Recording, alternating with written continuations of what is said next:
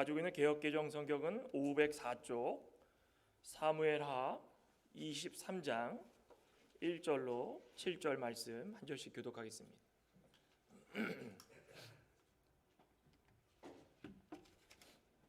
사무엘하 23장 1절로 7절 교독합니다. 이는 다윗의 마지막 말이라. 이새의 아들 다윗이 말하며 높이 세워진 자 야곱의 하나님께로부터 기름 부음 받은 자 이스라엘의 노래 잘하는 자가 말하노라.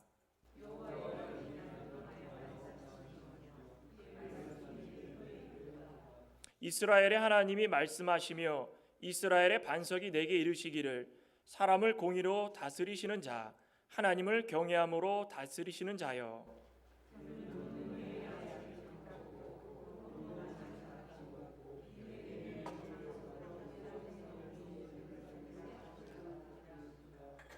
내 집이 하나님 앞에 이같이 아니하냐. 하나님이 나와 더불어 영원한 언약을 세우사 만사에 구비하고 견고하게 하셨으니 나의 모든 구원과 나의 모든 소원을 어찌 이루지 아니하시랴.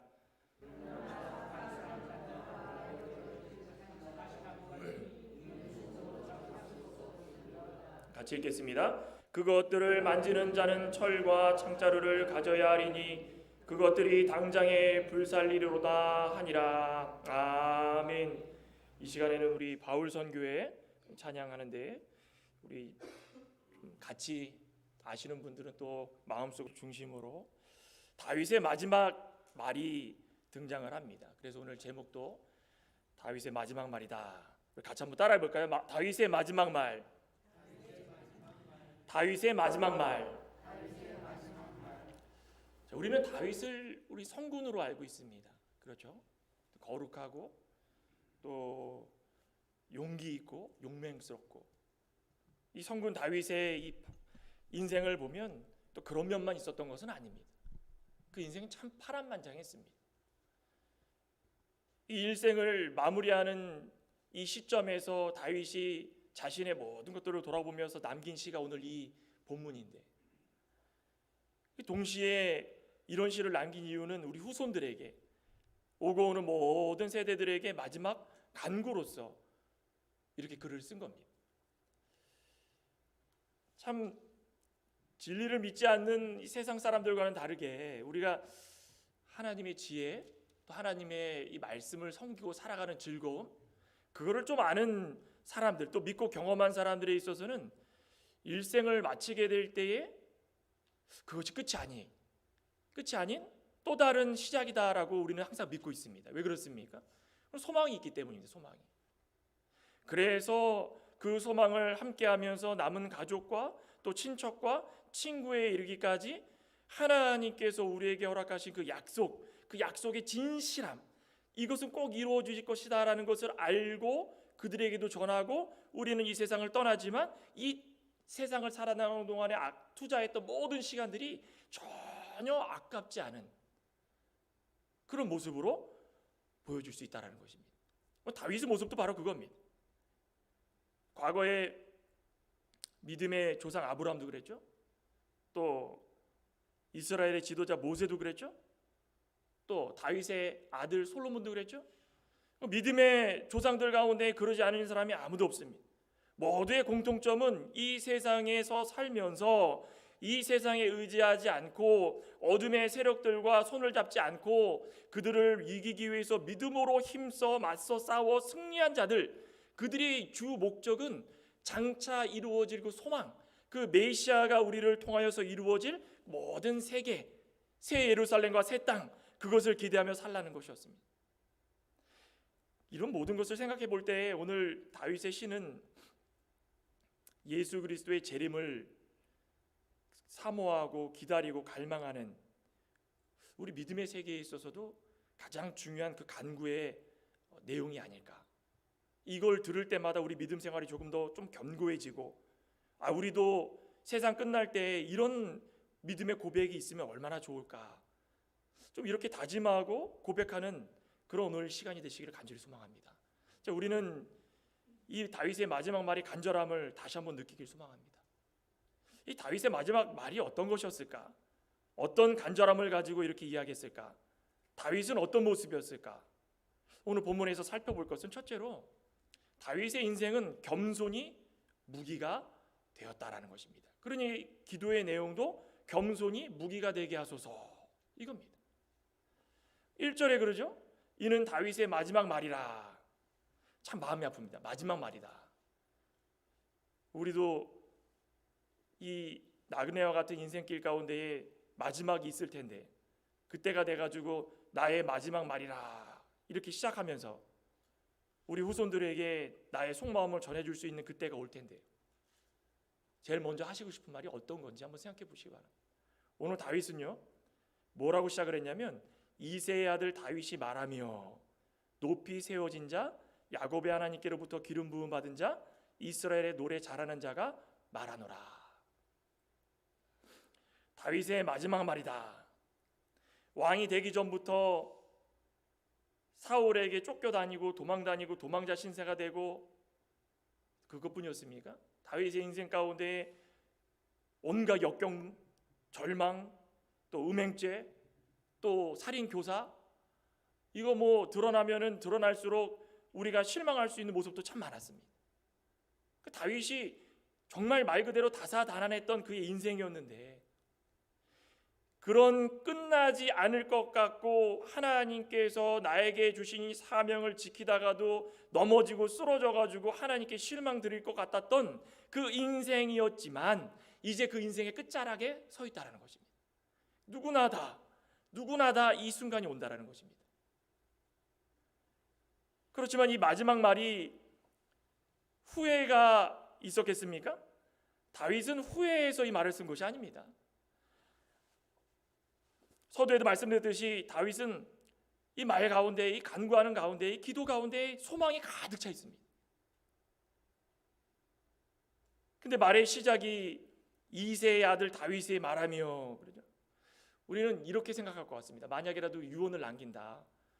그러면은 급한 것부터 내가 너희들 사랑하는 거 알지?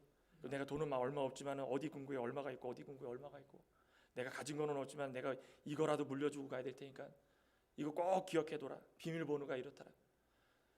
죽기 전에 세상을 떠나기 전에 빨리 말할 수 있는 거 빨리빨리 말하지 않겠습니까? 근데 다윗은 무엇부터 얘기했습니까? 이새의 아들 다윗이다. 이새의 아들 다윗이라는 말이 누가 많이 사용했던 말일까요? 사울을 비롯해 가지고 블레셋과 적국의 왕들이 다윗을 조롱할 때 썼던 말입니다. 저 이새의 아들 다윗이다. 왕으로 세워놨지만 너의 근본은 이새의 아들이다. 이새의 아들이라는 게 무슨 말이겠습니까? 보잘것없고 미천하다라는 것입니다. 아무짝에 쓸모없던 사람이었다라는 것입니다. 다윗의 인생을 통해 가지고 제일 마음 아프고 결정적으로 자존감을 떨어뜨릴 수 있는 것이 바로 이 말이었습니다. 이새의 아들 다윗이요. 그 얘기를 들을 때마다 나는 아무것도 아니었구나. 근데 이 말을 누가 하고 있습니까? 본인 스스로가 직접 하고 있다는 것입니다. 다윗은 인생을 통해 가지고 제일 중요한 것이 겸손함이었다라는 것을 깨달았기 때문입니다. 그 무엇보다도 왕이 되기 전에 아버지의 양을 치면서 목동으로 있을 때 얼마나 사람들이 알아줬겠습니까? 그게 미천한 자였습니다. 사무엘 선지자가 하나님의 뜻을 받들어 가지고 기름 부으려고 이새의 집에 갔더니 형들은 다 멀쩡하게 생기고 좋아가지고 이 사람이구나 아니다. 이 사람이구나 아니다. 그럼 여기 더 이상 아들이 없는데 누구겠습니까? 이제 막내 아들이 목동인데 저기서 양을 치다가 올 것이다.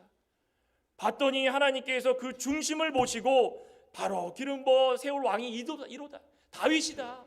하나님께서는 외적으로 보는 거 전혀 신경 쓰지 않았다는 것입니다. 하나님께서는 다윗의 중심을 보시고 그 중심에 겸손함이 있다는 것을 보시고 선택하셨다는 것입니다.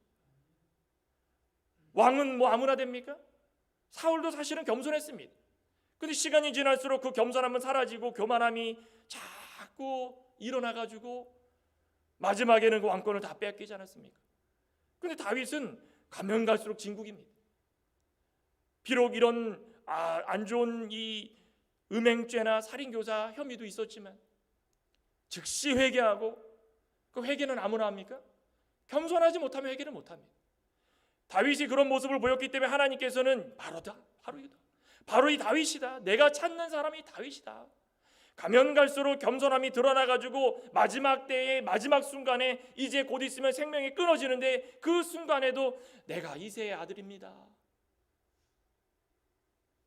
우리 하나님을 믿는 성도들은 가끔은 우리의 과거가 어떤 모습이었는지 한번 되돌아볼 때에 우리의 현재를 깨닫게 됩니다. 그러죠?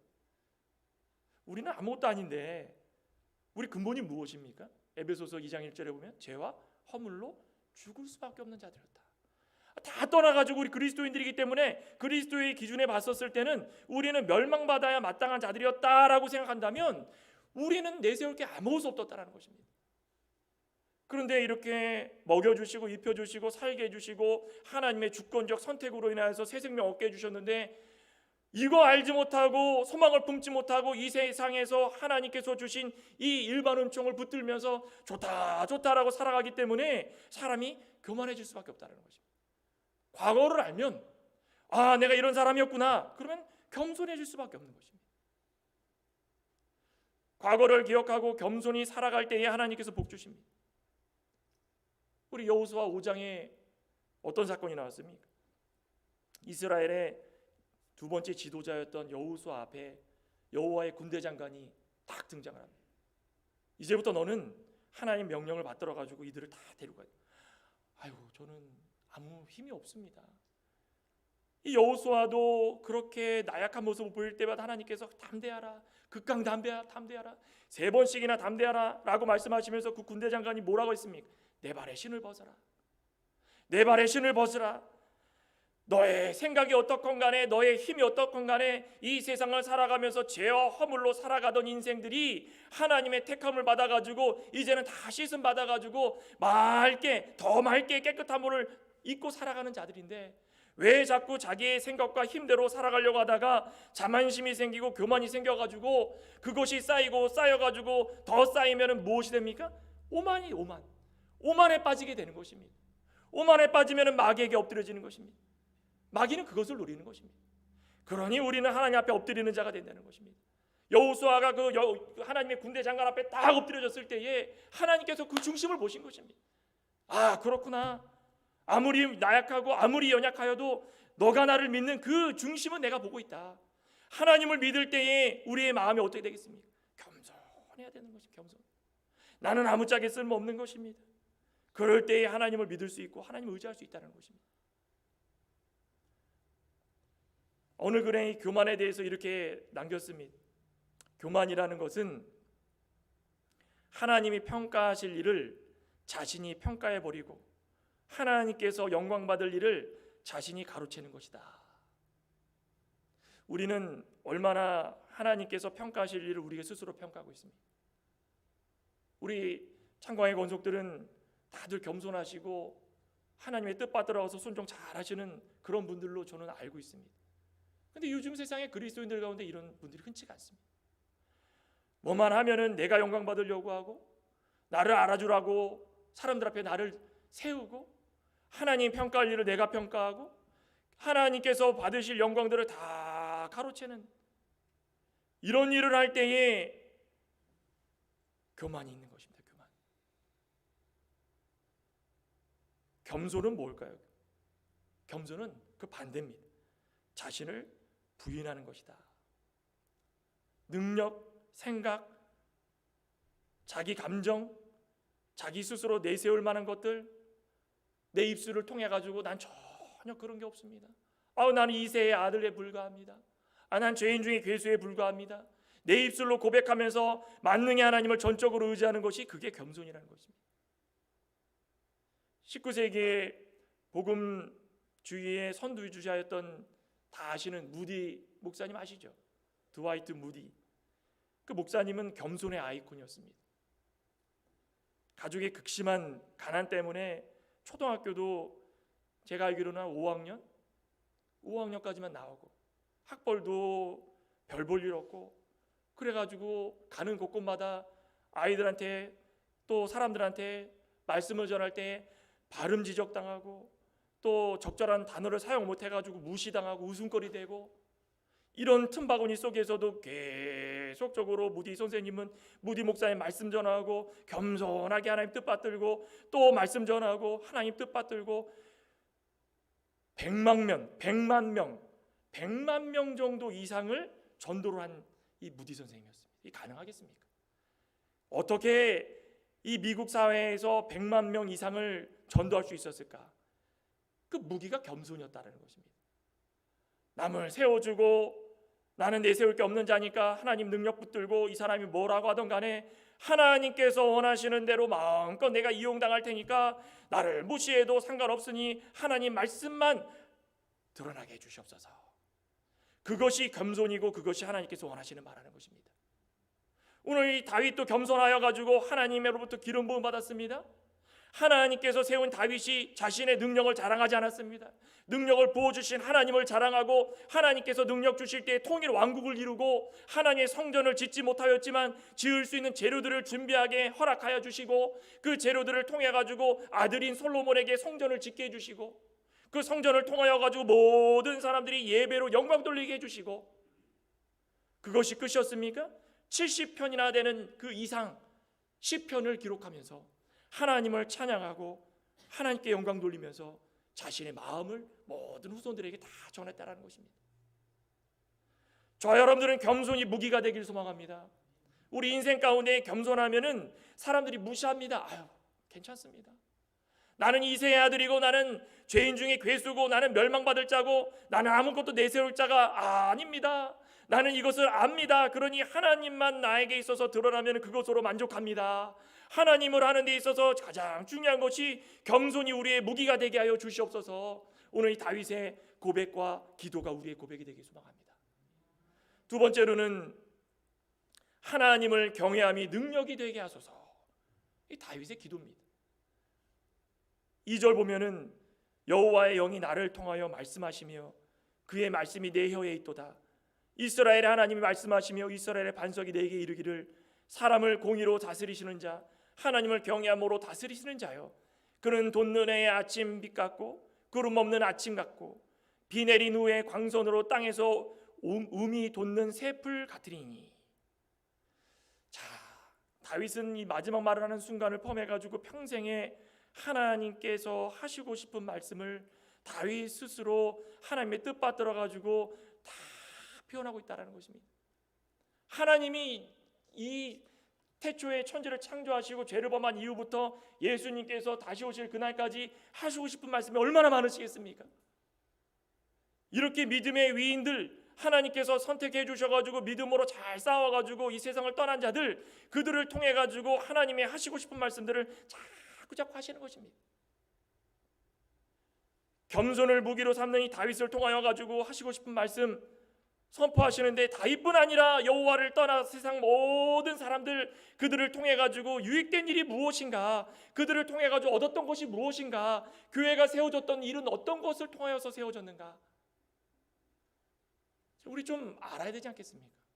강단에서 선포되는 말씀이 한 번 시간 되고 지나가고 끝나는 것이 아니라 하나님께서 하시고 싶은 말씀을 그 분초마다 시기를 놓치지 않고 우리에게 원하시는 말씀을 잠깐이라도 전해주시고자 사람의 입을 통하여서 하나님께서 전해주시는 그 말씀이다 생각하면 오늘 다윗의 말씀, 오늘 이 순간에도 우리 가운데 하나님께서 전해주신 말씀, 이것이 하나님께서 우리에게 원하시는 진짜 진리의 말씀이다 생각한다면 우리는 그것을 하나라도 놓치지 말아야 되는 것입니다.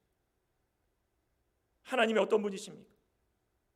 이스라엘의 하나님이시고 이스라엘 하나님은 정말 사랑하는 모든 자들을 절대적으로 선택해 주신 이후에 버리지 아니하시고 이스라엘의 반석이 되어 주시고 구름 기둥과 불 기둥으로 인도해 주시고 생명의 말씀, 진리와 모든 것들을 우리에게 허락하여 주셔가지고 그것을 쫓아갈 때마다 그 안에서 생명을 우리에게 허락해 주신 그것을 믿고 따라갈 수 있도록 하나님께서 전능으로 모든 것들을 허락해 주셨다는 그게 하나님이십니다.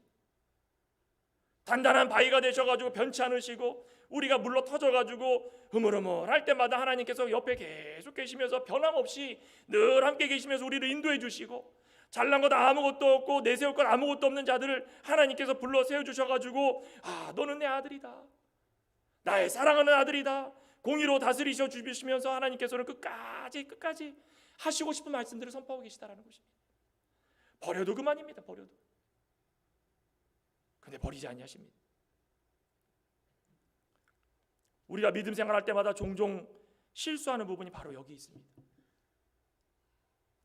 하나님의 아들이고 예수 그리스도의 구원 역사를 믿는 성도라고 한다면 우리는 이것을 기억할 때마다 당연히 겸손히 바탕에 깔리되 우리의 적절한 말과 행동을 통하여서 하나님의 대리자 역할을 해야 된다는 것입니다. 하나님께서 원하시는 일들이 이런 건데 내가 하고 싶은 말 마음대로 하는 것이 아니라 적절한 통제도 좀 하고 절제도 좀 하고 상대를 좀 알아가지고 상대를 들어 쓰임받도록 내가 겸손히 세워주는 것도 좀 있어야 되고 또 상대방의 결정과 약점을 감싸주기도 하고 하나님께서 원하시는 것이 어떤 것인지 용서도 할 줄 알고 사랑도 할 줄 알고 이런 모습을 통해 가지고 하나님을 위하여서 사는 자들이 진정한 하나님을 경외하는 자들이라는 것입니다.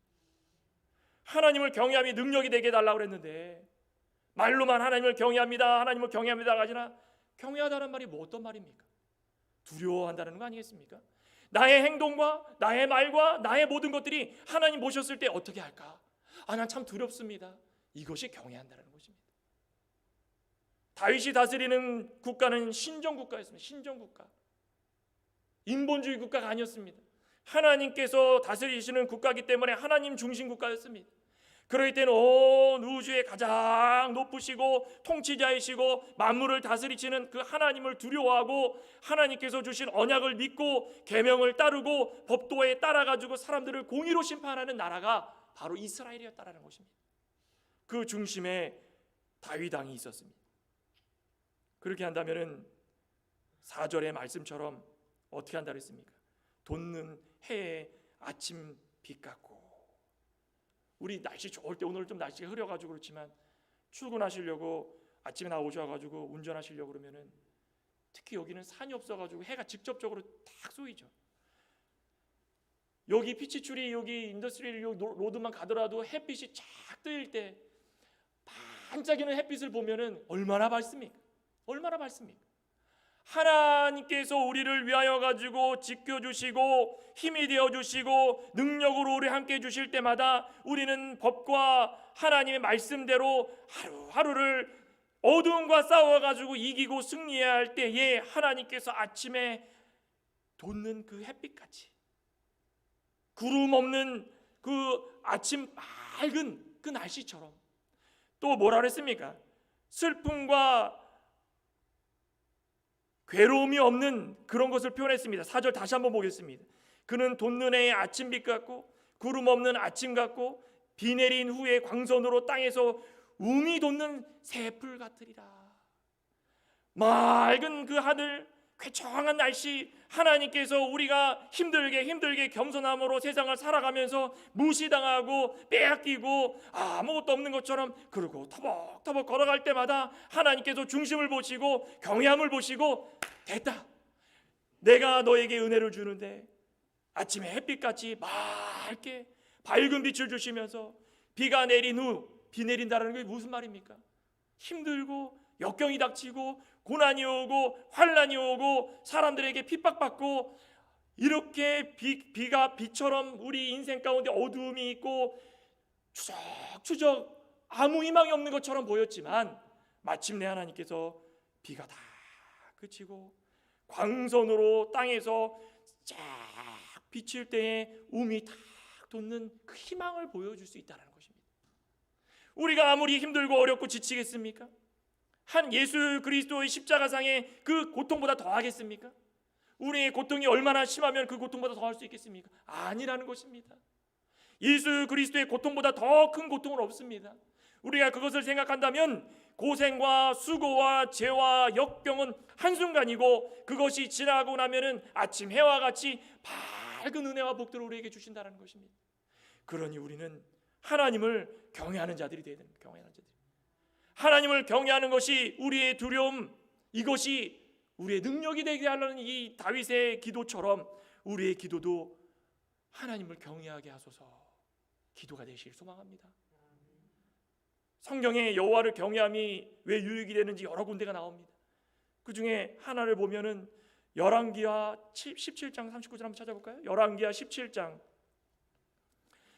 열왕기하서 17장 39절에 보면 이렇게 말씀합니다. 오직 너희 하나님 여호와만을 경외하라. 그가 너희를 모든 원수의 손에서 건져내리라. 여호와를 경외하면은 첫째로 어떻게 해주신다 그랬습니까? 원수의 손에서 건져내어 주시는 것입니다. 아무리 저 사람이 믿고 나를 해하려고 하고 나를 무시하고 상대하기 싫어도 아무리 그래도 하나님을 경외하면 하나님께서 그런 사람들 다 끊어주시고 우리를 인생 가운데 승리의 길로 인도해 주시고 밝은 빛 가운데로 인도해 주시는 것입니다. 또 한 가지는 시편 25편 12절입니다. 시편 25편 12절에 보면은 한번 볼까요? 시편 25편 하나님을 경외할 때 어떻게 해주시는가? 25편 12절 여호와를 경외하는 자 누구냐? 그가 택한 길을 그에게 가르치시리로다. 어떻게 해주십니까? 택한 길을 가르쳐 주시는 것입니다. 좌루나 우루나 치우치면서 교만하게 다닐 때마다 너는 내가 선택한 자인데 내가 택한 자인데 그러지 말아라. 하나님을 경외할 줄 아는 자가 되어라. 하나님을 경외하게 되면은 좌루도 아니고 우루도 아니고 하나님께서 주신 그 길을 하나님의 밝은 빛 가운데서 구름 기둥과 불 기둥을 따라가면서 그 길만을 옳은 길 따라갈 수 있다는 것입니다. 많이 있습니다. 여호와를 경외하면 여호와 인자하심이 영원부터 영원까지 이른다고 그러고 또 여호와를 경외하면 자비와 긍휼이 우리 가운데 베풀고 도움과 방패가 되어 주셔가지고 모든 마귀의 권력들 괴계들 다 막아주시고 하나님만 두려워하고 살 수 있도록 모든 환경들을 허락하여 주신다는 것입니다. 저와 여러분들은 여호와를 경외하는 게 우리의 인생에 좀 무기가 되게 소망합니다. 겸손의 무기, 여호와를 경외함의 무기, 이 두 가지를 가지고 있을 때마다 하나님께서 다 지켜보시고 주시고자 하는 복들을 정말 아침 해가 떠오르는 그 빛같이 밝은 빛같이 우리에게 주실 줄 믿습니다. 그렇게 되면은 5절부터 이제 마지막으로 예수 그리스도를 통해 세워질 나라를 사모하고 살게 하소서라는 그 기도의 고백이 나올 수 있다는 것입니다. 사도 이 다윗이 정말 겸손의 무기로 삼고 여호와를 두려워 살았더니 그 마음속에 아무것도 근심 걱정이 없어요. 아들이 나를 죽이려고 합니다. 압살롬이 나를 죽이려고 합니다. 얼마나 마음이 아프겠습니까? 다른 사람도 아니고 내 피가 섞인 내 아들이 나를 죽이려고 달려드는데 눈에 살기가 있고 어떻게 아버지를 이렇게 죽이려고 달려들 수 있는가? 자리에 그냥 눈이 멀어가지고 아버지를 죽이려고 달려드는 그 압살롬을 보고도 하나님을 두려워할 줄 아는 다윗은 하나님께 맡겨놨다는 것입니다. 하나님께 맡겨놨다는 것입니다. 왜 맡겨놨을까요? 바로 이 세상이 끝나면은 장차 세워질 나라가 우리 가운데 임하기 때문에 이 왕권, 이 이스라엘, 이거 붙으려고 이렇게 애쓰지 말자. 하나님께서 압살롬을 세우던 나를 세우던 하나님께서 다 해결해 주시고 나는 단 한 가지 예수 그리스도를 통해 가지고 세워질 그 나라, 영원한 나라, 나는 그것을 사모하고 살고 있으니 나는 내 할 도리를 잘하자. 다윗은 그렇게 기도했다는 것입니다. 오늘 5절에 그러죠. 내 집이 하나님 앞에 이같이 아니하냐. 하나님이 나와 더불어 영원한 언약을 세우사 만상에 구비하고 견고하게 하셨으니 나의 모든 구원과 나의 모든 소원을 어찌 이루지 아니하시랴. 그러나 사악한 자는 다 내버려질 가시나무 같으니 이는 손으로 잡을 수 없음이로다. 그것들을 만지는 자는 철과 창자루를 가져야 하리니 그것들이 당장에 불살리리로다. 아멘. 참 어떻습니까? 왜 우리가 이렇게 애쓰고 힘들어서 쩔쩔매면서도 겸손 왜 겸손을 외칩니까? 마지막 때에 영원한 언약, 다윗 때는 다윗 언약을 통하여서 내 가문에서 왕이 끊이지 않고 내 유다 가문에서 이제 예수 그리스도가 탄생한다는 것을 그 당시에는 믿고 살았기 때문에 그 언약을 붙들고 살았지만 오늘을 살고 있는 우리들은 어떤 언약입니까? 예수 그리스도의 우리 다 백성되고 하나님의 아들 된 또 딸 된 우리가 예수 그리스도의 재림이 올 것이다. 그 재림의 때가 되면 이제는 우리는 모든 것을 다 내려놓고 영원히 그 안에서 살 것이다 라고 하는 그 언약, 그것을 믿고 살기 때문에 그거 믿고 그것을 다 받는 자들은 이 세상에 살 때에 어떻게 된다고 했습니까? 아무리 사악한 자가 누굽니까? 하나님의 통치를 대적하는 자, 믿음을 방해하는 자, 우리의 믿음을 무너뜨리려고 하는 자, 겸손히 살려고 하는데 와가지고 우리의 자존감을 떨어뜨리려고 하는 자, 우리의 모든 것들을 빼앗아가려고 하는 그 마귀의 계계들, 그것들이 다 사악한 자들입니다. 그 사악한 자들이 언약 앞에 무가치한 뭘로 바뀐다고 그럽니까? 가시나무가 쓸모가 있습니까? 아무짝에 쓸모 없습니다. 그런데 인생을 살다 보면은 그 가시나무들이 대단한 것처럼 우리를 쿡쿡 찌릅니다. 봐라 쿡 찌르고, 봐라 쿡 찌르고. 우리가 볼 때는 부럽습니다. 나도 저런 무기가 있었으면 좋겠다. 나도 상대방이 뭐라고 얘기할 때 그냥 내 속에 있는 거 다 얘기해가지고 그냥 푹푹 찔렀으면 좋겠다. 그런데 마지막에 다가왔더니 그 가시나무는 아무짝에 쓸모가 없어. 아무짝에 다 뽑아다가 불에 태워버리는 것입니다. 철과 창자루를 가져다가 불사른다라고 하지 않았습니까? 아무리 가시나무가 억세고 확실한 도구고 대단한 것처럼 보여도 뿌리채 다 뽑아가지고 하나님의 언약 백성을 괴롭혔던 모든 것들, 고통 줬던 모든 것들, 절망 줬던 모든 것들 확실하게 다 하나님께서 심판하여 주신다는 것입니다. 우리는 그 심판을 믿고 마지막 때를 소망하며 그렇게 살아가는 그 언약 백성들 아니겠습니까? 언제나 하나님의 언약 백성과 하나님 나라에 손해를 끼치는 자들은 멸망만이 남아있다는 것입니다. 하나님의 백성은 마침내 승리하게 되기를 우리는 다 바라고 있습니다. 그렇게 믿으십니까? 우리 다윗 오늘 이 마지막 인생에 숨을 헐떡거리면서 후손들에게 제발 내가 남기는 말이니 이거 좀 들어라 라고 하는 이 다윗의 말처럼 우리 가운데도 세상을 아쉬워하는 일이 없기를 소망합니다. 우리는 겸손이 무기가 되기를 소망합니다. 누가 뭐라고 해도 겸손하고 또 겸손하고 허리가 굽을 정도로 겸손해가지고 하나님의 언약을 뜻받들어가지고 이것이 나에게 주시는 말씀이니까 하나님을 두려워함으로 살기를 소망합니다. 그것이 우리의 기도의 제목이 되길 소망합니다. 그래서 예수님께서 이 세상에 다시 오실 그날 재림의 때에 무슨 정명석이고 뭐 그런 사람들 보지 마십시오. 이단 사이비들 그런 거 보면서 기독교 다 똑같다. 제발 그렇게 생각하지 마시기 바랍니다. 지혜가 있고 생각함이 있으면 다 구별할 줄 알지 않겠습니까? 다윗의 고백처럼 왜 다윗이 이렇게 인생을 다 바쳐가지고 하나님을 경외하고 겸손하게 살았는가? 그거를 보면 우리 인생 가운데서도 예수 그리스도를 통하여 가지고 세워질 그 마지막 나라, 영원한 나라, 그 나라가 우리 가운데 오기 때문에 우리는 겸손하고 하나님을 두려워하며 사모하며 살 수 있는 믿음의 사람들이라는 것을 믿습니다. 아무쪼록 다윗의 마지막 고백, 다음 시간에도 이 뒷부분에 용사들과 또 인구조사가 나오는데 한번 조금 다뤄보려고 합니다. 다윗도 다 인간이었습니다.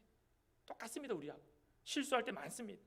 끝까지 실수하는 그런 모습도 보입니다. 하지만 이 기도는 진실입니다. 우리 기도가 우리 가운데 우리의 기도가 되게 해달라고 다시 한번 고백할 수 있는 귀하고 복된 이 시간이 될 수 있도록 주님의 이름으로 축원합니다. 기도하시겠습니다. 아버지 하나님 참으로 감사합니다. 다윗이 인생의 마지막에 제일 먼저 했던 것이 하나님께 기도를 드리는 것인데 그 기도의 첫 번째 소재가 나는 이새의 아들 다윗이다. 나는 내세울 게 아무것도 없는 자였다.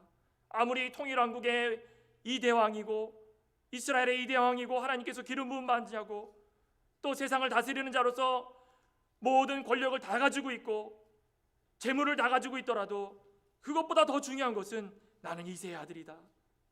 하나님께서 이것을 보시고 다윗을 왕으로 세워준 줄 믿습니다.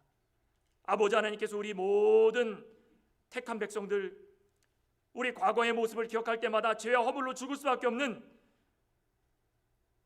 아무것도 내세울 수 없는 미천한 자였던 것을 다시 한번 깨닫고 이 세상을 살아나갈 때마다 다윗의 기도처럼 겸손히 우리의 무기가 되게 하여 주시고 여호와 하나님을 경외하는 것이 우리의 삶의 목표가 되게 하여 주시고 그것을 통하여서 예수 그리스도의 다시 오실 그날을 소망 삼고 살아갈 수 있는 우리의 믿음이 되게 하여 주시옵소서. 예수님의 이름으로 기도드리옵나이다. 아멘. 찬송가 331장, 통일은 375장입니다.